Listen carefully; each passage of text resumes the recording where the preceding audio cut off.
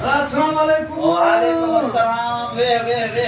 मतलब बोलाई तुषा अरे मुबारक हो जनी नई नई शादी कई थी शादी जो को सद भी कोन नहीं पर दे तो खबर नई शादी कई थी हथन ते मेहंदी लगी पे वरी कारो जोड़ो शागा ला यार वॾो मसइलो आ। हां हाँ अशो जोड़ो नहीं दे नी मस पातो छो अशो कपड़ो आ जल्दी जल्दी मेरो थी तो वञे। हां वो धोए के उनजे करे भाव कारो वॻो पातो आ। हाँ कारो वगो पातो नहीं मैं नई शादी की वरी कारो कारो वगो वॻो अशो कपड़ो मेरो थी तो इन को शादी न कराया था तो कपड़ा था पाए गारंटी यार यार वॾो परेशान थी यार वन उहाने छा करण खपे अल्लाह वाहिया छा वरी छा कंदा बे मगर मोलाई मगर बोलाई बथे तो मौके रखा छका तो मोह लिखाई शादी तो कहिया ना तो सा कहीं दे कहिया लगे ही नहीं तो ये लगे तो हां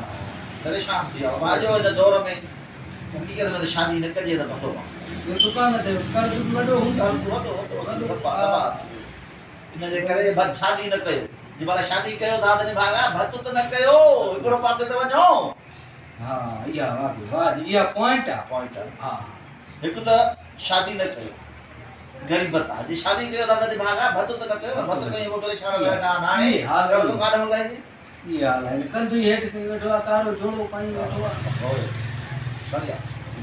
ये सही है इंशाल्लाह बस न कंदा है शादी न कंदा है मुखा वधी के दुखाया लायो जेकर टाइम तो 500 दई ता ते सद तो होई कोन ॾिनो थई पर उन पदर खान में तुझो कर्ज कोन लांदो